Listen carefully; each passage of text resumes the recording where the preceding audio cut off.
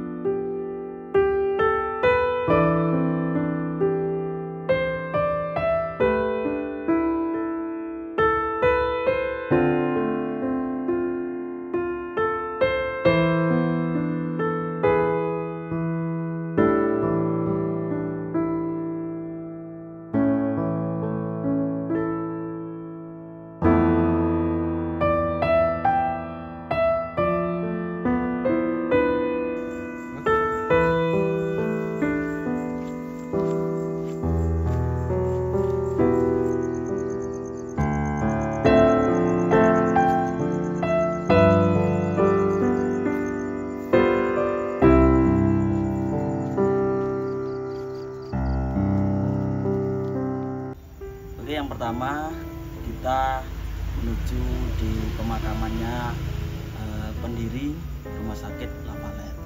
Ini bisa kita lihat merupakan makam dari pendiri Lavalette. Ini ada beberapa tulisan. Ini yang bisa mengerti bahasa Belanda silakan dibaca. Ini yang saya tahu cuma ada nama Lavalette-nya ya, seperti ini, Lavalette Clinic. Berarti dulu awalnya kemungkinan adalah sebuah klinik sebelum menjadi rumah sakit sebesar sekarang. Kita doakan semoga beliau yang dimakamkan di sini, pendiri Lavalette, semoga mendapatkan ampunan dari Tuhan Yang Maha Kuasa. Gitu ya teman-teman, mari kita menuju pemakaman atau makam tokoh selanjutnya, tapi pemakaman Sukun. Jadi setelah masuk pemakaman Sukun ini, yang menjadi sebuah pertanyaan itu, di pemakaman Sukun ini banyak pemakaman Chinese atau pemakaman orang-orang Tionghoa. Nah di pemakaman Tionghoa ini yang menjadi sebuah pertanyaan adalah pemakaman Cina ini mengapa kok tidak ada arah hadapnya. Nah ini bisa kita lihat di sana itu malah berbentuk melingkar ya, jadi tertata rapi gitu. Ini unik bagi teman-teman penonton setia channelnya Boroso. Kalau mengetahui kenapa atau jawabannya, silakan ditulis dalam kolom komentar tersebut ya. Oke.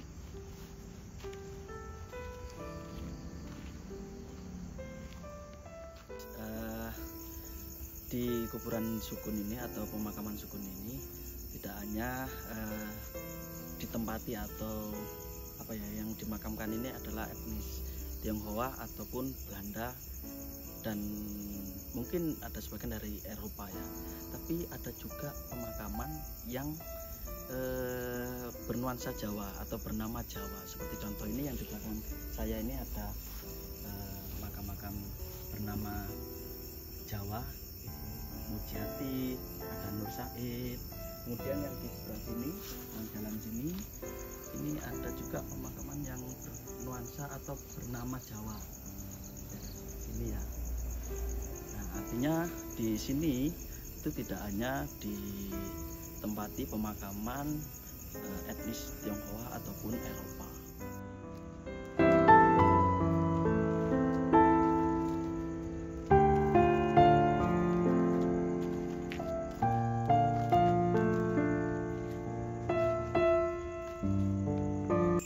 Pada pemakaman selanjutnya atau selanjutnya adalah di sini terdapat pemakaman dari Yohanes MD. Di sini ini merupakan tinggal kerangkanya saja ya. Ini dulunya makam beliau itu di pemakaman Peneleh, Surabaya. Beliau ini merupakan salah satu penginjil gereja yang menyebarkan dan yang membuat gereja-gereja di wilayah Jawa Timur. Nah, atau yang lebih dikenal beliau ini adalah Santo Surabaya. Di makam tersebut juga ada inskripsi atau tulisan berbahasa Belanda. Mari kita lihat teman-teman. Ya, kita lihat itu dituliskan ada tahun kelahiran beliau yaitu 18 Desember 1774. Kemudian di desa kelahiran beliau itu ada Semiling Hosen. Kemudian tahun meninggalnya beliau juga 20 April 1859. Dan pada bagian bawahnya itu terdapat kutipan dari Mazmur di ayat ke-119 itu ya teman-teman. Semoga beliau diterima di sisi Tuhan Yang Maha Esa. Kita doakan bersama-sama. Oke, kita selanjutnya ke mana? Kita lihat tokoh-tokoh yang ada di pemakaman Sukun. Ikuti terus.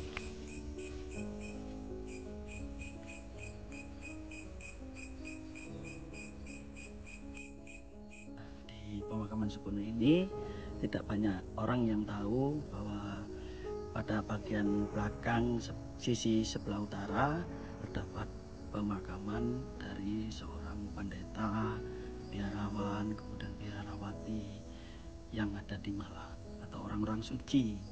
Nah, pada sebelah kanan saya ini dapat bagian inti atau pemakaman dari prefektur atau prefek apostolik, yaitu prakeuskupan yang ada di Malang.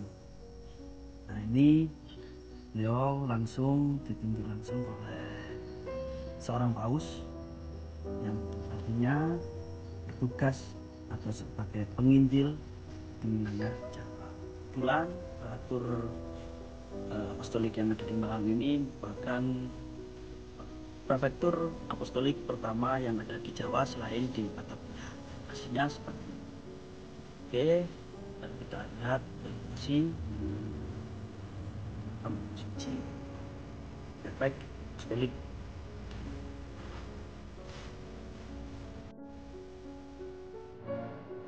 Jadi di pemakaman Sukun ini tidak hanya yang dimakamkan itu orang Tionghoa, kemudian orang Belanda, kemudian ada orang Nasrani, tetapi juga ada orang-orang Jepang. Seperti contoh yang ada di belakang saya ini merupakan Tugu Jepang yang dibangun sekitar tahun 1982 dan diperkasai oleh Persatuan Jepang yaitu Insinyur Kobayashi. Nah, jadi gini, mengenai Tugu Jepang ini merupakan tugu peringatan sebagai bentuk penghormatan orang Jepang yang masih tersisa di Indonesia yang berjasa, dan kemudian ada yang ikut menjadi pembela dari Indonesia dan ikut dalam peta. Nah, dari sana kemudian beliau-beliau ini memprakarsai untuk pembangunan Tugu Jepang, yang mana di sini di bawah Tugu Jepang ini dimakamkan orang-orang Jepang yang dulu menjadi korban pada waktu perang di wilayah Malang. Mengenai perang ya teman-teman, sebetulnya pada dasarnya beliau-beliau ini sangat mematuhi perintah dari atasan, tetapi apalah daya, beliau-beliau ini juga mempunyai hati dan pikiran, kemudian perasaan yang sebetulnya menolak untuk berperang. Makanya kita harus menggunakan hati, perasaan dan pikiran kita untuk istilahnya menjaga agar tidak terjadi peperangan.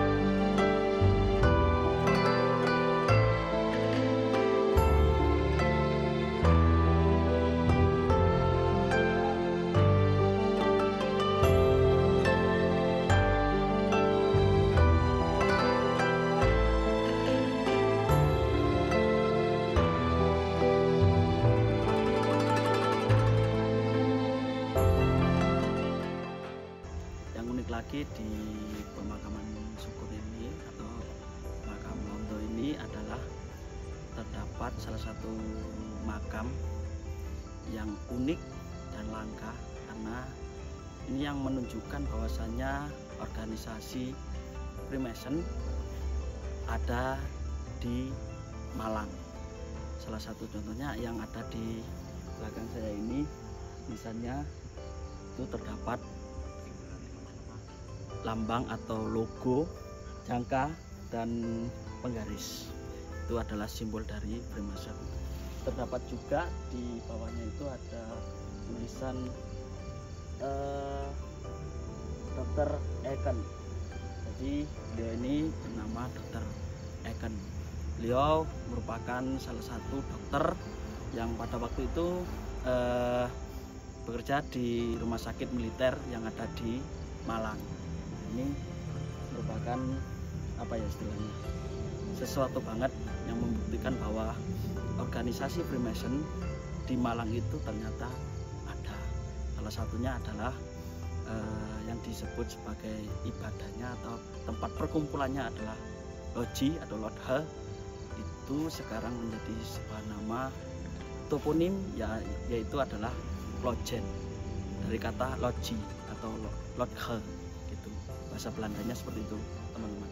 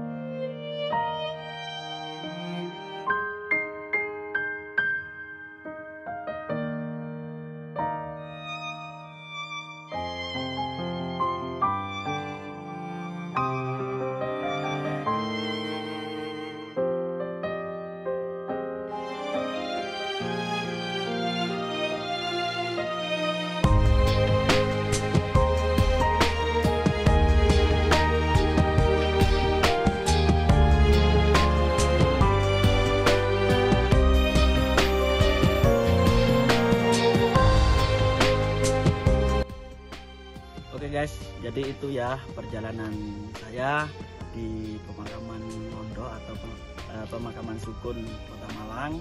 Jadi di sini kesimpulannya tidak hanya makam etnis Tionghoa saja, tetapi ada Nasrani, kemudian ada tugu Jepang, kemudian ada makam-makam Belanda. Yang unik lagi ialah makam dari tokoh Freemason di Malang. Nah, untuk selanjutnya kita ikuti terus di channelnya Baworoso ya. Oke teman-teman, ikuti saya.